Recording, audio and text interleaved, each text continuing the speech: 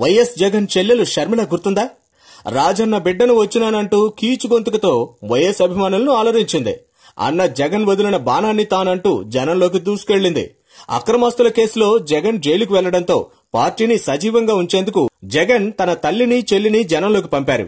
ఇదే అదనుగా పార్టీలో కీలక శక్తిగా ఎదిగింది షర్మిల. ఆ తర్వాత ఎపిసోడ్ కు వైఎస్ జగన్ జైలు నుంచి వచ్చారు. అప్పట్నుంచి అడపాదడపా కనిపించిన షర్మిల ఇప్పుడు పూర్తిగా కనిపించడం మానేసింది. ఇంతకీ షర్మిలకేమైంది, ఎక్కడుంది అనే అనుమానాలు వైఎస్ఆర్ కాంగ్రెస్ పార్టీ కేడర్ నుంచి వస్తున్నాయి. రీసెంట్ గా జగన్ ఒక్కడే అన్నీ తానై పార్టీ కార్యక్రమాలు నడిపిస్తున్నాడు. నెంబర్ 2గా షర్మిల ఎదిగే అవకాశాలున్నాయనే అనుమానంతో చెల్లెల్ని పక్కన పెట్టారని పార్టీ అంతర్గత చర్చల్లో వినిపిస్తోంది.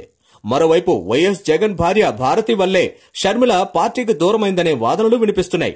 వైఎస్ జగన్ జైల్లో ఉంటే చాలా యాక్టివ్ గా పాలిటిక్స్ నడిపించిన షర్మిల ఇప్పుడు ఎక్కడుందనేది అసలైన ప్రశ్న.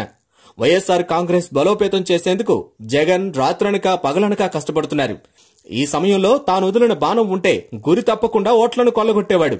కానీ దురదృష్టవశాత్తు జగన్ తన బాణాన్ని కావాలనే బెంగళూరు బంగ్లాకు పరిమితం చేశాడని తెలుస్తోంది. షర్మిల పిల్లలు పెద్దవాళ్లు కావడం, వారి చదువులు బాగోగులు చూసుకోవాల్సి రావడంతో తాత్కాలికంగా ఆమె పాలిటిక్స్ కు దూరమయ్యారంటున్నారు వైఎస్ అభిమానులు.